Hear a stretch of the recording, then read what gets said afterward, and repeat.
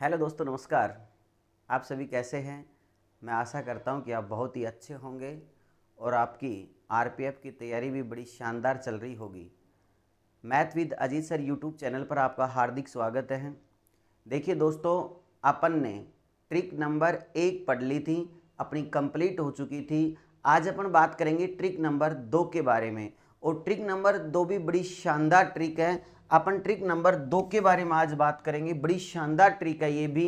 देखिए दोस्तों, ये कहाँ पर कैसे काम आती है, किन सवालों में काम आएगी, कहाँ पर काम आएगी, पहले मैं इस ट्रिक नंबर 2 के बारे में आपको बता देता हूँ। उससे पहले जिन विद्यार्थियों ने अभी तक चैनल को सब्सक्राइब नहीं किया है वो ज़रूर सब्सक्राइब कर लें। और देखिए दोस्तों, ट्रिक नंबर 2 अब मैं बताता हूँ कि कहाँ पर कैसे किन सवालों में काम आती है। इस ट्रिक का नाम हमारा मिश्रण ट्रिक। कौन सी ट्रिक है हमारी? मिश्रण ट्रिक। अब ये जो मिश्रण ट्रिक है कहाँ पर काम में आती है, सुनना ध्यान से। कोई भी प्रश्नावली हो, चाहे आपका औसत हो, लाभ हानि हो, प्रतिशत हो, अनुपात समानुपात हो, कोई भी प्रश्नावली हो, जहां पर आपको दो अलग अलग मान देकर उनका एक मिक्स का मान दे देता है, वहां पर हमारी मिश्रण ट्रिक काम में आती है। जैसे मैं बात करता हूं आपसे, दोबारा से सुन लेना ध्यान से। जहां पर दो मान अलग अलग देकर उनका मिक्स का मान दे देता है, वहां पर हम मिश्रण ट्रिक काम में लेंगे, ट्रिक नंबर 2। जैसे क्या है, मैं आपको बात करूं कि अपने पास दो वस्तुएं, जैसे एक वस्तु को बेचने पर 5% का लाभ होता है, दूसरी वस्तु को बेचने पर 5% की हानि होती है, कुल सौदे पर 1% का लाभ होता है। तो बताओ पहली व दूसरी वस्तु के क्रय मूल्य का अनुपात क्या है? यानी कि दो वस्तुओं का मान हमारे को पहले अलग अलग दिया, फिर मिक्स का मान दे दिया, तो हम यहाँ पर मिश्रण ट्रिक काम में ले लेंगे। जैसे मैं कहता हूँ, अपना एक गांव है, जैसे गांव में पुरुषों की संख्या में 10% की वृद्धि हो जाती है, महिलाओं की संख्या में 5% की वृद्धि हो जाती है, कुल जनसंख्या में 4% की वृद्धि हो जाती है। तो बताओ गांव में पुरुष व महिलाओं का अनुपात क्या है? तो यहाँ पर दो मान अलग अलग देकर मिक्स का मान दे दिया, तो हम यहाँ पर मिश्रण ट्रिक काम में ले लेंगे। यानी कि प्रश्नावली चाहे कोई सी भी क्यों ना हो, जहां पर दो मान अलग अलग देकर मिक्स का मान दे दे, वहां पर हम मिश्रण ट्रिक काम में लेंगे। तो अब अपन चलते अपने सवालों पर। मैं प्रश्नावली वाइज आपको इस ट्रिक कहाँ कहाँ पर काम आएगी मैं बताऊंगा। सबसे पहले अपन औसत प्रश्नावली के बारे में बात करते हैं कि औसत प्रश्नावली में किन सवालों में ये ट्रिक काम में आती है। जैसे देखिए, हमारा क्वेश्चन नंबर 1 है, बड़ा शानदार क्वेश्चन है, ध्यान से समझना, बहुत ही सरल है और एग्जाम की दृष्टि से मोस्ट इंपोर्टेंट है। अगर मैं बात करता हूं एग्जाम में, यहां से निश्चित रूप से आपको 2 क्वेश्चन मिलेंगे, किसी भी प्रश्नावली के मिले चाहे। देखो, एक कक्षा में 50 विद्यार्थियों की औसत आयु 22 वर्ष है, उनमें लड़कों की औसत आयु 25 वर्ष है तथा लड़कियों की औसत आयु 17 वर्ष है। तो लड़कों व लड़कियों की संख्या का अनुपात क्या है? तो देखिए, यहाँ पर कक्षा में बेटा 50 विद्यार्थी हैं और यहाँ पर उनकी जो औसत आयु आपको 22 वर्ष दी है सभी की। फिर लड़कों की औसत आयु आपको दे दी 25 वर्ष और लड़कों की दे दी आपको 17 वर्ष। अब उसने पूछ लिया कि बॉयज व गर्ल्स का अनुपात क्या है। यहां पर आपको देखिए, बॉयज का मान दे दिया, गर्ल्स का मान दे दिया, सभी का मिक्स का मान दे दिया। अब ये मिश्रण ट्रिक ये तो समझ में आ गई होगी कि कहां पर काम में आती है। दो मान अलग दे दिए, फिर मिक्स का मान दे दे, वहां पर मिश्रण ट्रिक काम में ले लेते हैं। अब ये कैसे काम आएगी? बड़ी शानदार ट्रिक है, सेकंडों के हिसाब से आप सवाल को हल कर सकते हैं। देखिए, मैंने यहां पर लिख दिया जैसे बॉयज और ये हो गया हमारे पास गर्ल्स। अब बेटा देखिए, इधर उनमें लड़कों की औसत आयु कितनी है? 25 वर्ष है और लड़कियों की औसत आयु कितनी है? 17 वर्ष है और सभी विद्यार्थियों की औसत आयु कितनी है? 22 वर्ष है। अब यहां पर लड़कों का मान दिया, लड़कियों का दे दिया और सभी का कितना दे दिया? हमारे पास 22 दे दिया। तो हम इस प्रकार से लिख लेंगे। अब देखिए, एक सेकंडों के हिसाब से हम सवाल को हल कर सकते हैं। इनका आपस में हमारे को अंतर लेना है। 17 में और 22 में कितने का अंतर है भाई? 5 का। 25 में और 22 में कितने का अंतर है? 3 का। तो बॉयज के नीचे बॉयज का मान आ गया, गर्ल्स के नीचे गर्ल्स का मान आ गया। अर्थात हमारे पास बॉयज व गर्ल्स का अनुपात हो गया 5:3। समझ में आ गया? देखिए, यहां पर हमारे पास हो गया बॉयज व गर्ल्स का अनुपात हमारे पास आ गया 5:3। सेकंडों के हिसाब से सवाल हल हो गया। जैसे वो पूछ लेता सवाल में ऐसे भी पूछ सकता था गर्ल्स व बॉयज का अनुपात क्या होगा, तो आंसर हमारे पास आता 3:5। लेकिन इसने पूछा है लड़कों व लड़कियों की संख्या का अनुपात क्या है, तो हमारा आंसर आएगा 5:3। तो आंसर क्या आ जाएगा हमारा ए। ये ट्रिक समझ में आ गई होगी, बड़ी शानदार ट्रिक है। देखिए अब अगला क्वेश्चन चलते हैं। इसी प्रश्नावली में औसत में एक फैक्ट्री में 100 कामगारों की औसत आयु 36.5 है, उनमें पुरुषों की औसत आयु 45 है और स्त्रियों की औसत आयु 28 है। तदनुसार फैक्ट्री में कार्यरत स्त्रियों की संख्या कितनी है। अब पहले मैं ये ज्ञात करूंगा कि देखो पुरुषों का मान अलग दिया है, स्त्रियों का मान अलग दिया है, फिर इनका मिक्स का मान दे दिया। तो पहले हम इनका अनुपात ज्ञात कर लेते हैं कि पुरुष व स्त्रियों का अनुपात क्या है, उसके बाद हम संख्या आसानी से ज्ञात कर लेंगे। तो देखिए दोस्तों, यहाँ पर मैं यहाँ पर लिखता हूं पुरुष और ये हो गया आपके पास स्त्री। अब बताओ पुरुषों की औसत आयु कितनी है हमारे पास 45, स्त्रियों की औसत आयु कितनी है 28 और इन सब की औसत आयु कितनी है 36.5। अब देखिए यहां पर दोनों का आपस में हम अंतर ले लेते हैं, क्या आएगा। तो इसमें क्या अंतर है, अब बताओ 36.5 में और 28 में हमारे पास कितने का अंतर आ गया 8.5 का आ गया, घटाना तो आता ही होगा। अब 45 में और 36.5 में भी कितने का अंतर है हमारे पास 8.5 का है। हल कर लेंगे अपन, तो यहां पर अनुपात हो गया 1:1। तो आपको इस ट्रिक से पता लग गया कि पुरुष व स्त्रियों की संख्या का अनुपात कितना है हमारे पास 1:1 है। अब देखिए कुल यहां पर हमारे को संख्या दी गई है मेरे दोस्तों 100।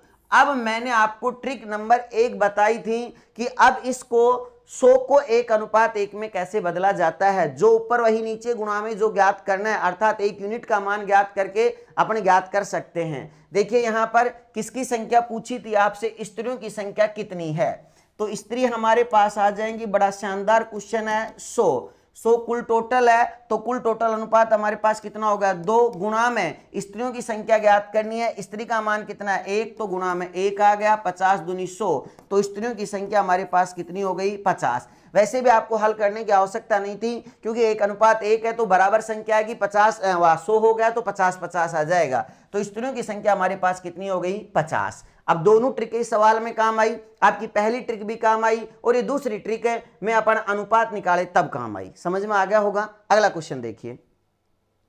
देखो एक कक्षा में 100 विद्यार्थियों का औसत वजन 46 किलोग्राम है, लड़कों का औसत वजन 50 किलोग्राम तथा लड़कियों का औसत वजन 40 किलोग्राम है, तो लड़कों की संख्या कितनी है।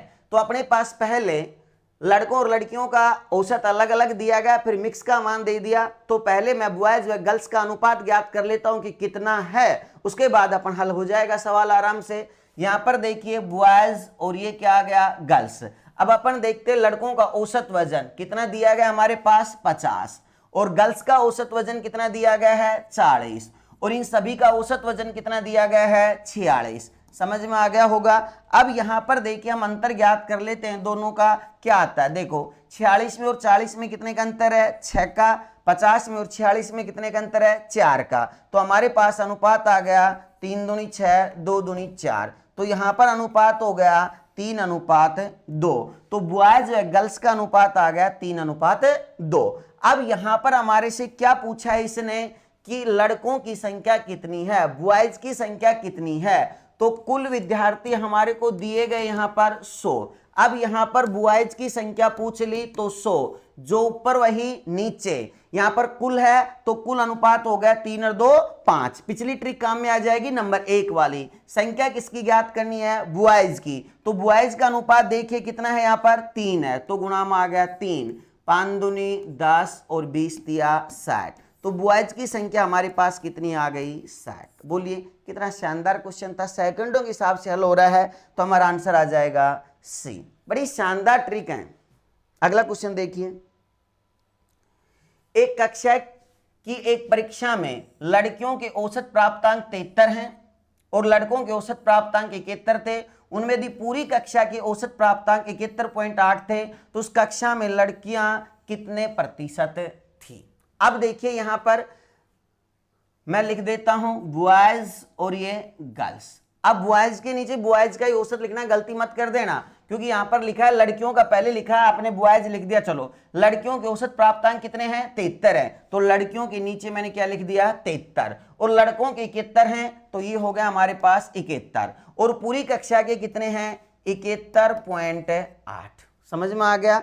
अब इन दोनों का अंतर ले लेंगे हम आपस में। देखिए इसमें कितने का अंतर है, 73 में और 71.8 में कितने का अंतर है, बोलिए हमारे पास कितने का आ गया, 1.2 का।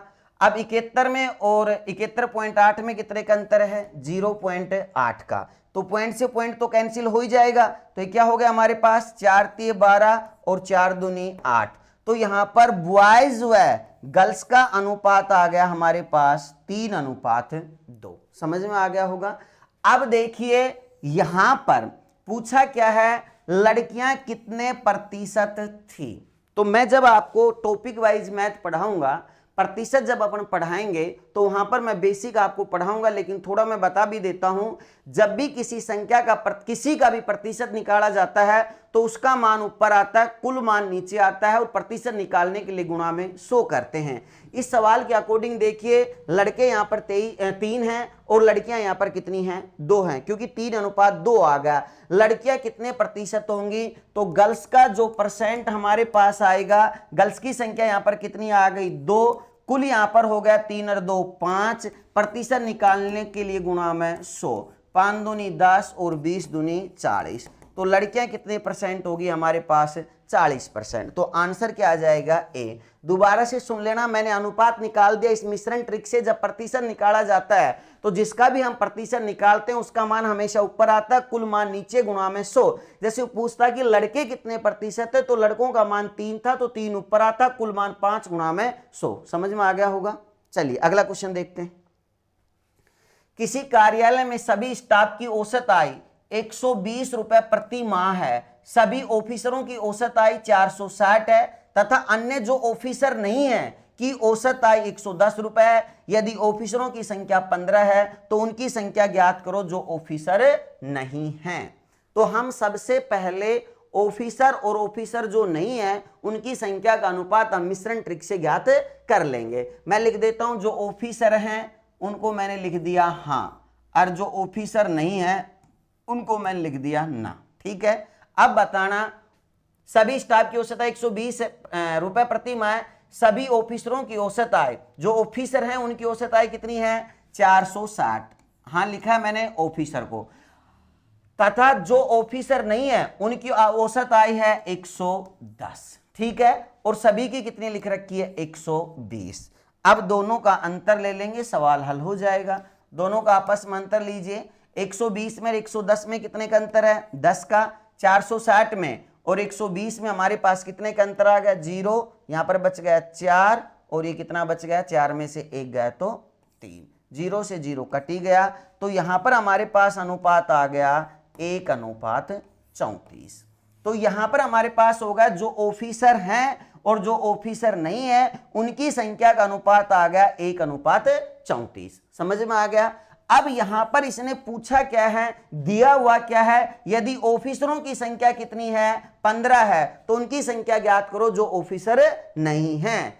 तो ऑफिसर नहीं है उनकी संख्या हमारे पास हो जाएगी, संख्या कितनी दी गई है, 15, जो ऊपर वही नीचे। 15 किसका मान है, ऑफिसरों का, तो ऑफिसर का अनुपात कितना है हमारे पास, 1 है, तो नीचे कितना आ गया, 1 आ गया। अब इसने पूछ लिया उनकी संख्या ज्ञात करो जो ऑफिसर नहीं है, तो नहीं है का मान कितना है, 34 है, तो गुणा में कितना आ गया भाई, 34। पिछली वाली आपकी ट्रिक है, जानी पहचानी बहुत शानदार ट्रिक है वो भी।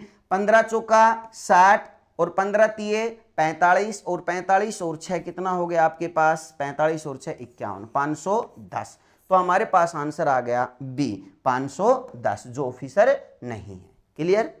तो आप देखिए मैंने आपको बताया कि औसत प्रश्नावली में ये ट्रिक कैसे काम में आती है।